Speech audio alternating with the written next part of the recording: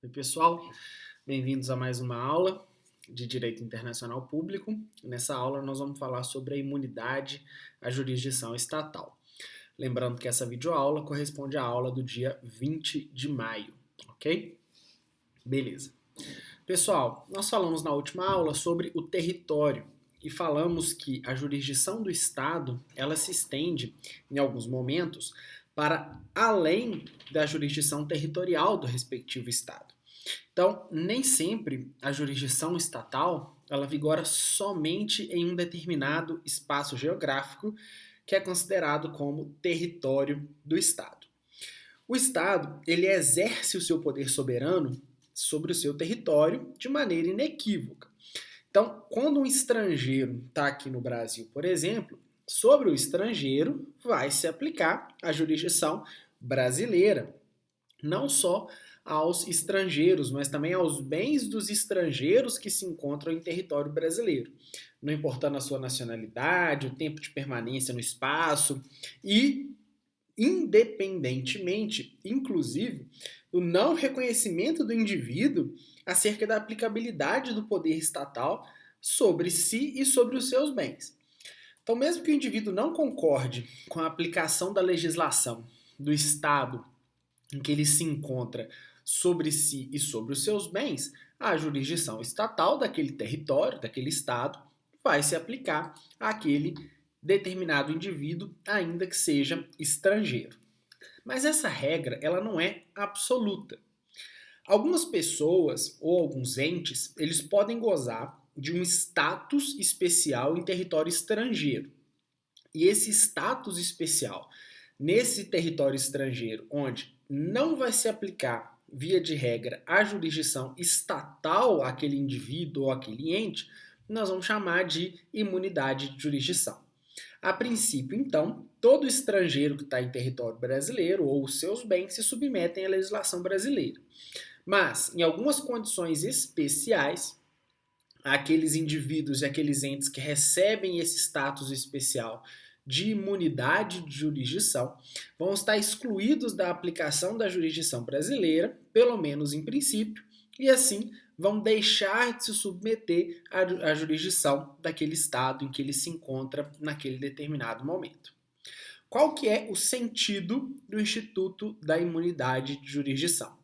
É a impossibilidade de que certas pessoas sejam julgadas por outros estados contra a sua vontade e de que sejam submetidas a medidas tomadas por autoridades dos entes estatais onde se encontram ou onde atuam.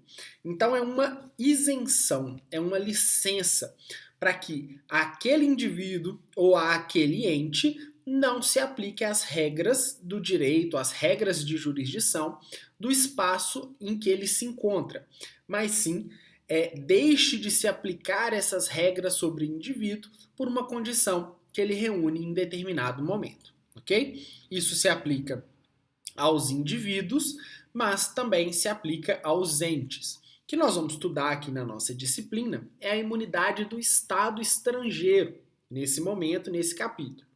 Porque no próximo capítulo nós vamos estudar a imunidade diplomática, é a imunidade que recai sobre os indivíduos. Então, nesse capítulo, nós vamos estudar a imunidade do Estado estrangeiro. E no primeiro momento, nós vamos estudar a imunidade do Estado estrangeiro no processo de conhecimento, ou, em outras palavras, a imunidade à jurisdição cognitiva. E aí, para a gente compreender como funciona essa imunidade do Estado estrangeiro no processo de conhecimento, eu vou lançar para vocês uma pergunta. Uma controvérsia que envolva um Estado estrangeiro pode ser solucionada pelo Judiciário Nacional de outro ente estatal que julgue unilateralmente o Estado estrangeiro contra a vontade deste? Em outras palavras, o Estado estrangeiro pode se submeter à jurisdição do Estado brasileiro? Vou fornecer para vocês alguns elementos para a gente tentar responder essa questão. Primeira observação é com relação à soberania. Por que é importante a gente estudar essa imunidade à jurisdição estatal? Porque se os estados são soberanos e eles afirmam a sua soberania tanto no aspecto interno quanto no aspecto externo, como um estado pode se submeter o Estado pode se submeter à jurisdição de outro Estado, sendo que, em questão de soberania, os Estados coexistem no mesmo patamar. Um Estado não é mais relevante que o outro em termos de aplicação de jurisdição. Então, esse é um obstáculo que a gente deve enfrentar aqui na solução dessa questão. Já adianto a vocês que no Brasil essa matéria é regulada pelo costume internacional. E, abrindo um parênteses, eu já digo a vocês também que nós vamos estudar as regras de aplicação do direito estrangeiro a processos que tramitam no Brasil quando nós formos estudar o direito internacional privado, lá no 8º período de vocês, ok? Então, por enquanto, nós vamos estudar só essas aplicações com relação ao direito público. E a resposta a esse questionamento é que os Estados estrangeiros podem ser obrigados a responder pelos seus atos em outros Estados dentro de certas condições. E quais são essas condições? É a teoria que distingue os atos estatais em atos de império e atos de gestão. Então, quando a gente fala em aplicação da jurisdição nacional a um determinado Estado que vai se submeter à jurisdição interna do meu Estado, eu estou dizendo que eu preciso separar no processo de conhecimento, lembrando que nós estamos falando do processo de conhecimento, que é a primeira fase do processo ordinário. No processo de conhecimento, nós vamos distinguir o que são os atos de império do que são os atos de gestão. Eu imagino que essa distinção vocês já fizeram lá na Teoria Geral do Estado, mas aqui também vale fazer essa distinção para esclarecimento da questão. O que são os atos de império? Os atos de império são aqueles que o Estado pratica no exercício de suas prerrogativas soberanas e no tocante aos quais continua a gozar de imunidade de jurisdição. Então, os atos de império gozam de imunidade de jurisdição ainda no procedimento, ainda no processo de conhecimento, ainda na fase de conhecimento do processo. Eu imagino que vocês também estejam estudando essa questão na Teoria Geral do Processo, ok? São exemplos de atos de império no direito internacional. Os atos de guerra, os atos de concessão ou de denegação de visto e atos de admissão de estrangeiro ao território de um Estado, ou que configurem impedimento de ingresso ou deportação. Então, são exemplos de atos de império que não se submetem à jurisdição nacional. Então, suponhamos que os Estados Unidos da América negou o seu visto de turista ou o seu visto de trabalho para ingressar no território norte-americano. Pelo fato de ser um ato de império, os Estados Unidos da América não podem ser demandados em um processo judicial aqui no Brasil, segundo as regras do direito brasileiro, para ser condenado à eventual obrigação de lhe fornecer e de conceder o visto, de lhe conceder a franca entrada em seu território. Então, por ser um ato de império, um ato que tem a ver com o exercício da soberania estatal, afinal de contas, o Estado é soberano para definir as regras de quem vai entrar ou não no seu território. Os Estados Unidos da América não tem, ele goza da imunidade, portanto ele não vai se submeter à jurisdição brasileira, não vai se submeter a um processo de conhecimento a esse respeito. Com relação aos atos de gestão, eles são aqueles em que o ente estatal é virtualmente equiparado a um particular e a respeito dos quais não há imunidade de jurisdição. Então, através de uma ficção jurídica, os estados, no exercício dos seus atos de gestão, são equiparados a um particular e, portanto, podem se submeter à jurisdição estatal. Vejam, podem se submeter à jurisdição estatal. São exemplos dos atos de gestão: a aquisição de bens móveis e imóveis, os atos de natureza comercial, os atos que envolvam responsabilidade civil e questões trabalhistas, especialmente aqueles que envolvam a contratação de serviços e funcionários locais para as missões diplomáticas e consulares. Quem já tirou visto americano, por exemplo, quando vai lá no Rio de Janeiro, ou em São Paulo, ou em Recife, para levar os documentos para tirar o visto, primeiro vai num ambiente essencialmente servido por funcionários brasileiros, contratados pelo governo norte-americano para exercerem essa função de colher a foto, de pegar os documentos, e aí só num segundo momento você vai até a embaixada para fazer a entrevista. Então esses funcionários brasileiros que estão lá, eles são funcionários regidos por normas trabalhistas e que, portanto, se vinculam a esse Estado contratante, mas esse Estado contratante pode se submeter à jurisdição brasileira para responder em um determinado contrato de trabalho, ok? Então, em regra, no processo de conhecimento, tem que haver essa distinção dos atos de império para os atos de gestão.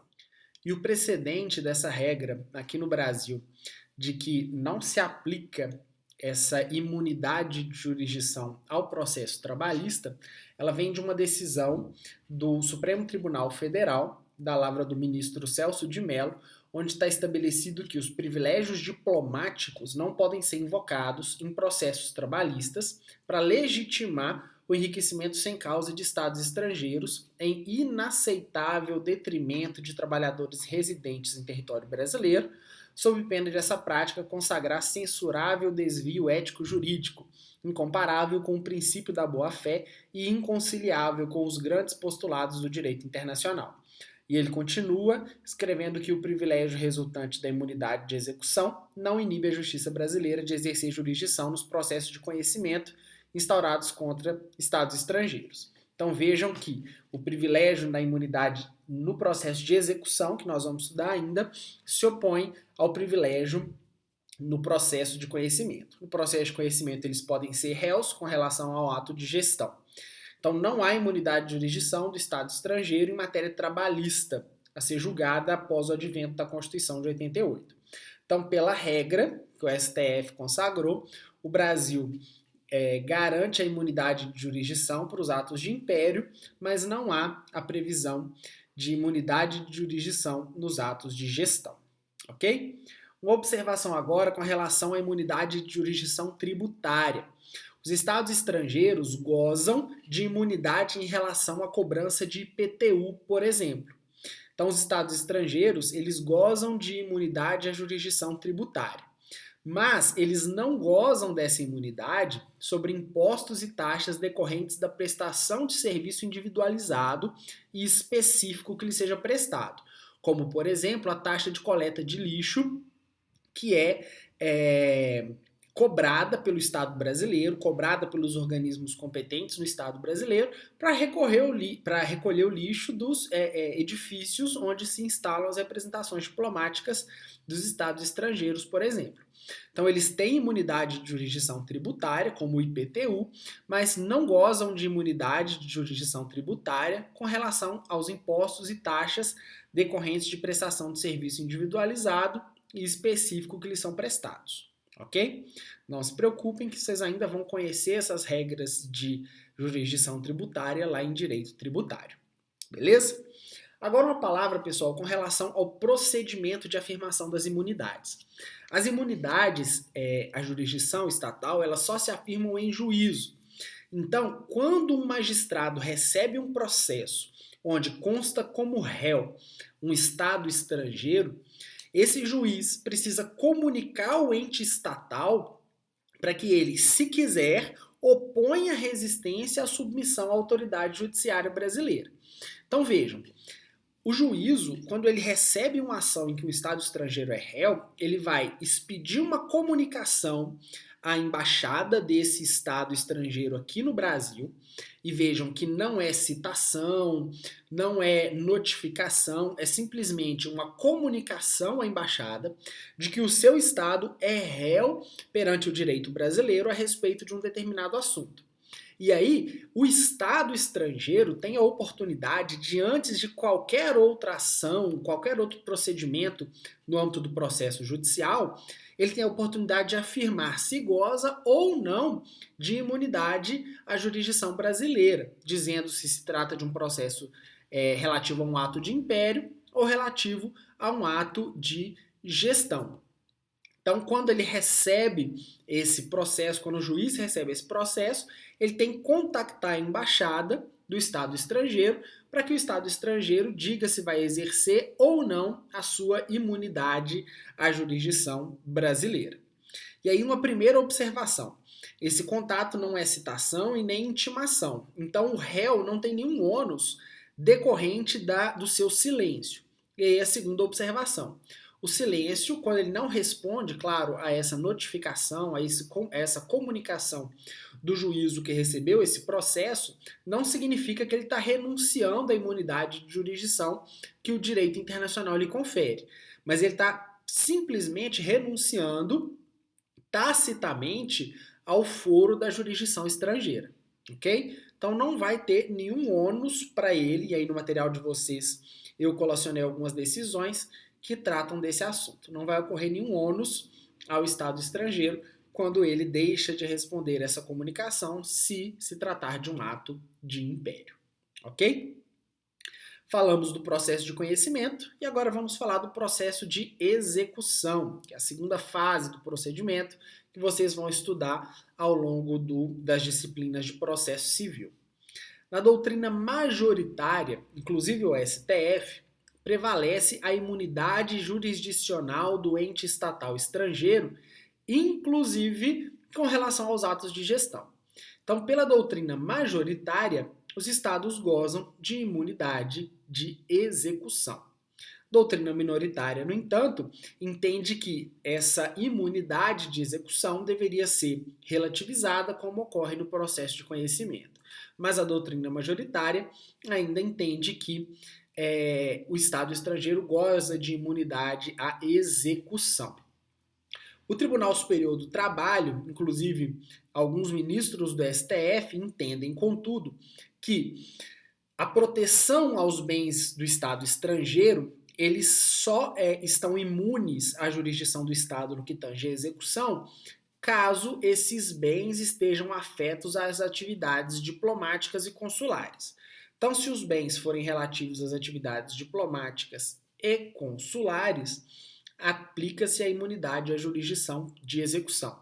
Caso contrário, os bens que pertencem ao Estado estrangeiro podem ser objetos de execução. Ok? Agora, pessoal, uma observação quanto à imunidade das organizações internacionais. As organizações internacionais, elas gozam de imunidade à jurisdição absoluta, com fundamento nos respectivos tratados de constituição dessas organizações internacionais. Ela só poderia ser afastada, essa imunidade só poderia ser afastada se houvesse previsão em um tratado específico ou houvesse renúncia expressa à imunidade por parte dessa organização internacional. Então prevalece o entendimento de que as regras referentes à imunidade de jurisdição das organizações internacionais não se confundem com a imunidade de jurisdição do Estado. As organizações internacionais interestatais gozariam de imunidade absoluta à jurisdição de um Estado estrangeiro, ok? E agora com relação aos Estados estrangeiros e organizações internacionais como autores no judiciário de outro Estado. Até agora nós falamos do Estado estrangeiro como réu em ações perante a jurisdição estatal. Mas quando o Estado ele é autor de uma determinada ação, significa que ele voluntariamente está acionando o poder judiciário local, acionando o poder judiciário de outro ente estatal, figurando como autor. Então ele está voluntariamente afastando a imunidade de jurisdição, porque ele provocou o judiciário nacional em alguma ação judicial. Então, o Estado estrangeiro não tem qualquer impedimento de acionar o Poder Judiciário Nacional, e isso significa que, ao acionar o Poder Judiciário Nacional, ele está abrindo mão da sua imunidade. Ok? Uma última observação nessa aula quanto à competência para o exame de litígio envolvendo pessoas jurídicas de direito externo no Brasil, direito público externo no Brasil. Primeira observação, a competência do STF, a competência é do STF para resolver litígio entre Estado estrangeiro ou organismo internacional de um lado e a União, Estado ou Distrito Federal e território do outro. Já a competência para resolver litígio entre Estado estrangeiro ou organismo internacional e um município ou uma pessoa residente ou domiciliada no Brasil é da Justiça Federal de primeira instância. Porém, o grau recursal da decisão da Justiça Federal de primeira instância será do Superior Tribunal de Justiça. E aí no material de vocês está anotada a fundamentação normativa constitucional que dita a competência para processar e julgar ações em que figure um Estado estrangeiro oposto a uma pessoa jurídica de direito interno aqui no Brasil. Ok? Espero que vocês tenham entendido. Essa matéria é muito importante, porque na vida profissional de vocês, pode ser que vocês se deparem com essa discussão acerca da imunidade de jurisdição. Nós ainda vamos falar nas próximas aulas a respeito das imunidades diplomáticas, mas aí é aquela imunidade que recai sobre a pessoa no exercício das atribuições do Estado no direito internacional público. Ok? Um abraço, até a próxima aula.